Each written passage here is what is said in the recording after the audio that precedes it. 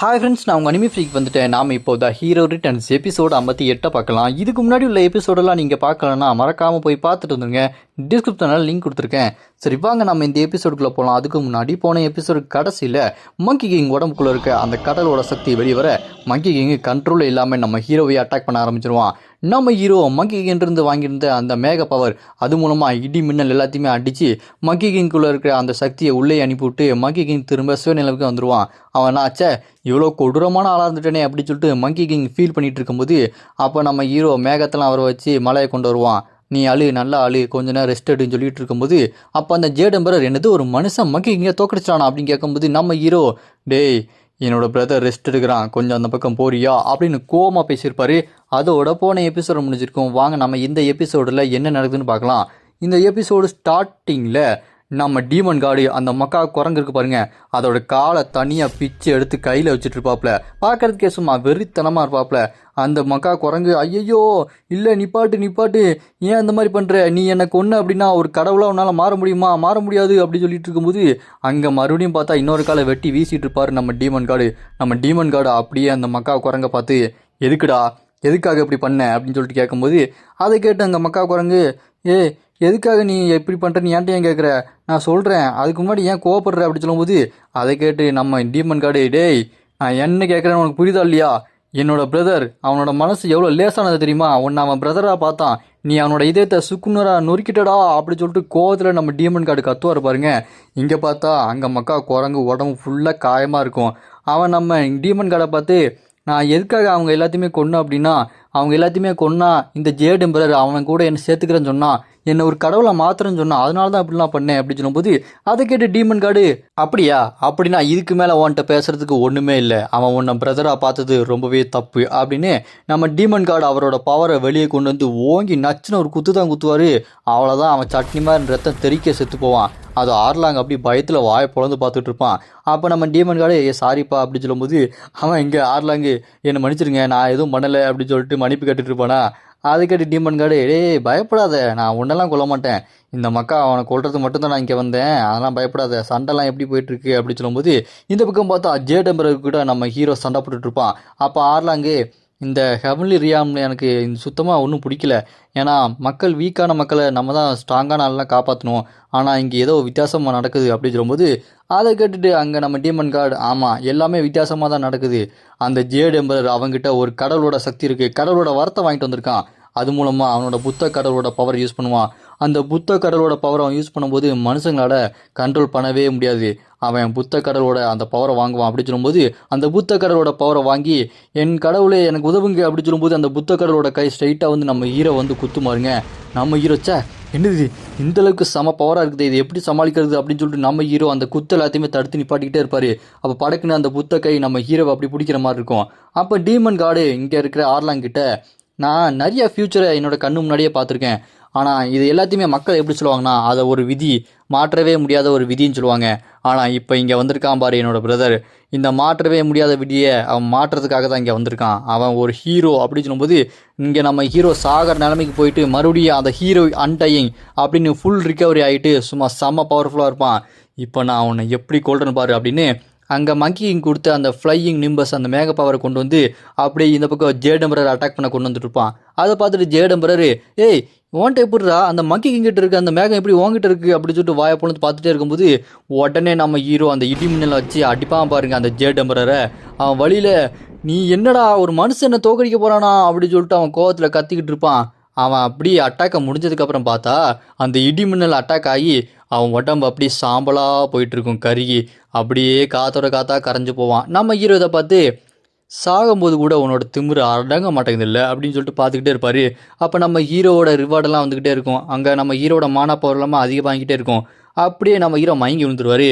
இங்கே நம்ம demon card நம்ம ஹீரோவோட சண்டையெல்லாம் பார்த்துட்டு என்னால் அதை நம்பவே முடியல, இந்த மேக பவர் வந்து இவனுக்கு கொஞ்ச நாள் தான் ஆச்சு அதுக்குள்ளே இந்தளவுக்கு யூஸ் பண்ணுறானா, சூப்பர் அப்படின்னு சொல்லிட்டு இருக்கும்போது இங்கே அந்த ஜேடம்பரர் செத்து போயிட்டான். ஹெவன்லி ரியாலமில் லீடர் யாருமே இல்லை, நீ என்ன பண்ண போகிற ஆர்லாங் அப்படின்னு டீமன் கார்டு கேட்கும்போது அதை கேட்டு இங்கே ஆர்லாங்கும் இல்லை எனக்கு இந்த ஹெவன்லி ரியாலமே பிடிக்கல, அங்கே மங்கி கிங் மயக்கத்தில் இருக்கான்ல அவன் எந்திரிச்சதுக்கப்புறம் மறுபடியும் நான் அவன் கூட சண்டை போடணும் அப்படின்னு சொல்லிட்டு இருப்பான் அந்த ஆர்லாங். நம்ம ஹீரோ கண்ணை முடிச்சதுக்கப்புறம் டீமன் கார்டு அங்கே வந்தோடனே நம்ம ஹீரோ இங்கே மங்கிக்கு என்னாச்சு, அவனுக்கு ஒன்றும் பிரச்சனை இல்லை அப்படின்னு சொல்லிட்டு கேட்கும்போது அவனுக்குலாம் ஒன்றும் பிரச்சனை இல்லை, இந்தா நீ சாப்பிடு அப்படின்னு சொல்லிட்டு சாப்பாடுலாம் கொடுத்துட்டு நடந்தது எல்லாத்தையுமே அங்கே பேசிக்கிட்டே இருக்கும்போது அப்போ டீமன் கார்டு அந்த சுபோதி அவர் தான் எங்களோட மாஸ்டர், அந்த சுபோதி உங்ககிட்ட இதை கொடுக்க சொன்னார் அப்படின்னு சொல்லிட்டு டீமன் கார்டு அப்படி திறந்து காட்டுவார் ஒரு மூட்டையை.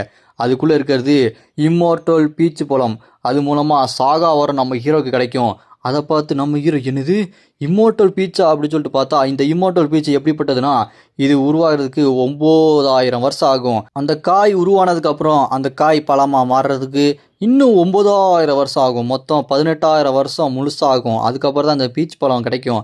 இதை உங்ககிட்ட கொடுக்க சொன்னாங்க, இதை நீ சாப்பிடு அப்படின்னு சொல்லும்போது அதை கேட்டு நம்ம ஹீரோ நான் சாப்பிட தகுதியானவனா அப்படின்னு கேட்பான். அதுக்கு டீமன் கார்டு நீ தான் தகுதியானவன், ஏன்னா நீ என்னோட பிரதரையே காப்பாற்றிருக்க அப்படின்னு சொல்லிட்டு டீமன் கார்டு சொன்னோன்னே அதை கேட்டு நம்ம ஹீரோவும் ரொம்ப நன்றிங்க, நீங்கள் பேசுகிறது ரொம்ப ஆறுதலாக இருக்குது அப்படின்னு அந்த பீச்சு பழத்தை எடுத்துகிட்டு பார்த்துக்கிட்டே இருப்பான் நம்ம ஹீரோ.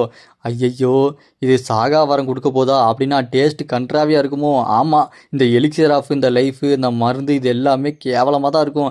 எப்படியோ வாந்தி வராமல் இருந்தால் சரி அப்படி சொல்லிட்டு நம்ம ஹீரோ கடிச்சு சாப்பிட்டுட்டு வா இவ்வளோ சூப்பராக இருக்குது அப்படி சொல்லி மொச்சுக்குன்னு நம்ம ஹீரோ எல்லா பழத்தையும் சாப்பிட்டு முடிச்சோன்னே வயிறு ஃபுல்லாகி அப்படி படுத்துருப்பான். படுத்துட்டு என்னடா இது ஒரு பழத்துக்கே வயிறு ஃபுல்லாகிடுச்சு, மறுபடியும் எனக்கு தூக்கம் வருது, இது சாகா வரத்தை கொடுக்குதா இல்லை சாவை கொடுக்குதா அப்படின்னு சொல்லிட்டு பயந்து போய் கண்ணை மூட நம்ம ஹீரோவை சுற்றி அந்த ஆரா பவர் பயங்கரமாக வந்து அப்படி மேலே வரைக்கும் போயிட்டே இருக்கும். அப்படி இங்கே பார்த்தா மங்கிக்கும் ஆர்லாங்கும் அவங்க சண்டை ஓடிக்கிட்டு இருப்பாங்க. அங்கே மானா பவரை பார்த்துட்டு அவன் எந்திரிச்சிட்டான் போல இருக்கடா அப்படின்னு சொல்லிட்டு பார்த்துட்டு இருக்கும்போது இந்த பக்கம் இங்கே நம்ம டீமன் கார்டு இப்போ தான் நீ அடுத்த கடத்துக்கு போக போகிற, நீ எல்லாத்துக்குமே தயாராக இருக்கணும் என்னோட தம்பி அப்படின்னு டீமன் கார்டு நம்ம ஹீரோவை பார்த்துட்டு இருக்கும்போது நம்ம ஹீரோ ஏதோ தண்ணிக்குள்ளே போயிட்டு இருக்க மாதிரி போயிட்டு இருப்பான். அப்படி போயிட்டு இருக்கும்போது ஆமாம் நான் எங்கே இருக்கேன் அப்படின்னு சொல்லிட்டு பார்க்கும்போது இதுக்கு முன்னாடி இருக்கிற நம்ம ஹீரோட அந்த உடம்பை பார்ப்பான்.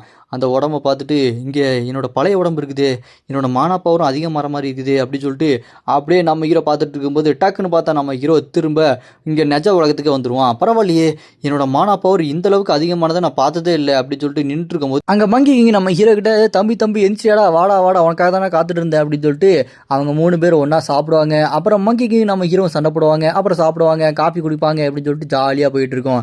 அப்படி போயிட்டே இருக்கும்போது அப்போ நம்ம ஹீரோ கிட்ட இங்கே டீமன் கார்டு சரி உனக்கு இங்கே இருக்கிற வேலை முடிஞ்சிருச்சு, நீ இப்போ அடுத்த ஃப்ளோருக்கு போகணும்ல அப்படின்னு சொல்லும்போது ஸ்க்ரீனும் பாப்பாக்கி நீங்கள் இப்போ அடுத்த ஃப்ளோருக்கு போகிறீங்களா அப்படின்னு சொல்லிட்டு கேட்கும். நம்ம ஹீரோ அவங்க 2 பேருக்கும் நன்றி சொல்லிட்டு நான் இங்கேருந்து கிளம்புறேன் அப்படின்னு சொல்லுவான். அதுக்கு அவங்களும் ரொம்ப பத்திரமா இருறா அப்படின்னு சொல்லிட்டு பாராட்டி அனுப்புவாங்க. அப்படியே கட் பண்ணால் நம்ம ஹீரோ இப்போ இந்த ஃப்ளோரை விட்டுட்டு அடுத்த ஃப்ளோருக்கு போகிறான். அப்படியே கட் பண்ண இப்போ நம்ம ஹீரோ எந்த ஃப்ளோருக்கு போகிறான்னு பார்த்தா 100வது ஃப்ளோருக்கு போயிடுறான். நம்ம ஹீரோ இதை பார்த்து என்னடா எடுத்த உடனே 100வது ஃப்ளோரா, என்ன நடக்குதுன்னு ஒன்றுமே புரியலையே அப்படின்னு நம்ம ஹீரோ பார்த்துட்டு இருக்கும்போது அங்கே பின்னாடி இருந்து அந்த சுபோதி கடவுள் அவர் வந்துட்டு இருப்பாப்புல. அவரை பார்த்த உடனே நம்ம ஹீரோ இதுக்கு முன்னாடி உங்களை பார்க்கும்போது அந்த பச்சை கலர் மானா பவர் தெரியல, ஆனால் இப்போ தெரியுதுங்க அப்படின்னு சொல்லிட்டு நம்ம ஹீரோ சொல்லிட்டு இருப்பான். அப்போ அவர் கூப்பிட்டு உட்கார வச்சுட்டு நம்ம ஹீரோட்ட பேசிகிட்டு இருப்பாரு. என்னப்பா என்ன நீ இதுக்கு முன்னாடி இருந்ததை விட ரொம்ப ஸ்ட்ராங்காக மாறிட்ட, என்னடா 100வது ஃப்ளோருக்கு வந்துட்டேன்னு சொல்லிட்டு யோசிச்சுட்டு இருக்கியா அப்படின்னு சொல்லும்போது அதை கேட்டு நம்ம ஹீரோவும் எனக்கு புரியுது, இது எல்லாத்துக்குமே காரணம் என்னோட பிரதர்ஸ் தான், அவங்க இல்லை அப்படின்னா இது நடந்திருக்காது அப்படின்னு சொல்லிட்டு இருப்பான். அதை கேட்டு சுபோதி பரவாயில்லையாப்பா ரொம்ப பக்குவமாயிட்ட, இந்த ஹெவன்லி ரியாலமில் இருக்கிற அந்த ஜேட் எம்பரர் ரொம்பவே மோசமானவன், அவன் கூட சேர்ந்துட்டு இந்த டீமன் கார்டு எப்படி சண்டை போட்டு ஜெயிப்பார், அதனால் உன் கூட அனுப்பி வச்சேன், நீயும் கொஞ்சம் நல்லாவே சண்டை போட்ட, இப்போ நீ ரொம்பவே பவர்ஃபுல்லாக மாறிட்ட, இப்போ உனக்கு ஒரு முக்கியமான ஒரு வாய்ப்பு கிடைக்க போகுது, அந்த ஜேட் எம்பரரை முடிச்சாச்சு, அடுத்து இன்னும் நிறையா பேர் இருக்காங்க, அதுவும் ரொம்ப ஸ்ட்ராங்கானவங்க, நீ நினச்சி பார்க்காத முடியாத அளவுக்கு 100வது ஃப்ளோரில் ரொம்ப ஸ்ட்ராங்கான ஆள் இருப்பான், அவனுக்காக நீ காத்துரு, அவனை போய் அட்டாக் பண்ணி அந்த 100வது ஃப்ளோரை ஜெயிச்சுட்டு வா, என்ன புரியுதா, நான் சொன்ன மாதிரியே செய்யணும் அப்படின்னு சொல்லிட்டு அப்போ டக்குன்னு அந்த சுபோதி இந்த அவனோட பிரதர்ஸ் உனக்கு ஒரு கிஃப்ட் கொடுத்துருக்காங்க அப்படின்னு சொல்லிட்டு கொடுப்பாரு. பார்த்தா அது ஒரு பட்டர்ஃப்ளை விசிறி மாதிரி இருக்கும். இந்த விசிறியை பார்த்துட்டு நம்ம ஹீரோ இது என்னது இது வித்தியாசமாக இருக்கே அப்படின்னு சொல்லிட்டு பார்த்துட்டு இருப்பான்.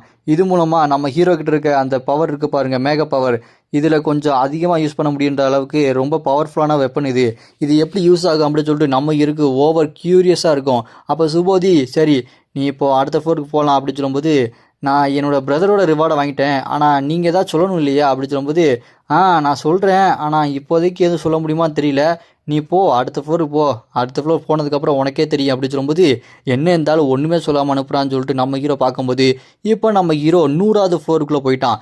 இப்படி 100வது ஃப்ளோருக்குள்ளே போனதுக்கப்புறம் ஸ்க்ரீன் பாப்பாக்கி நீங்கள் வேட்டைக்காரங்களோட அந்த பிறப்பை தடுத்து நிப்பாட்டணும் அப்படின்னு சொல்லும்போது நம்ம ஹீரோ ஸ்க்ரீனை பார்த்துட்டு என்னது இது ஏதாவது ரிவார்டு ஒன்றும் சொல்லாமல் பாட்டுக்கு சொல்லிட்டு இருக்கே அப்படின்னு சொல்லிட்டு நம்ம ஹீரோ பார்த்துட்டு இருக்கும்போது டக்குன்னு பின்னாடி இருந்து ஒரு சத்தம் வரும்.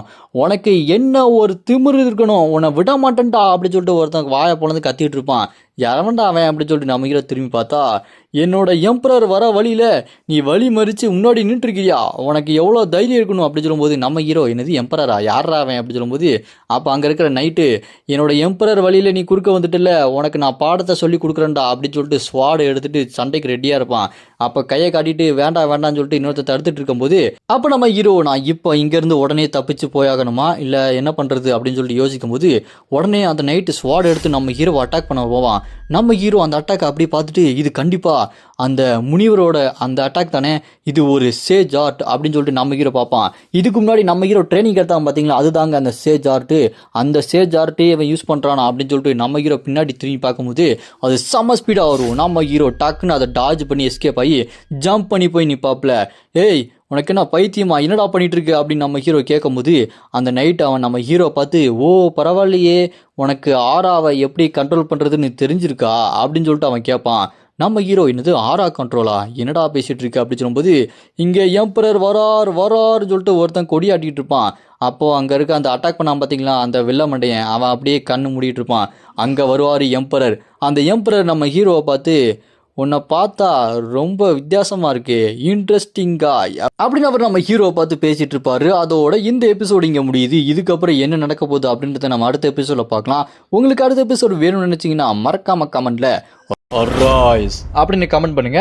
இந்த வீடியோ பிடிச்சா மறக்காம லைக் பண்ணி சப்போர்ட் பண்ணுங்க.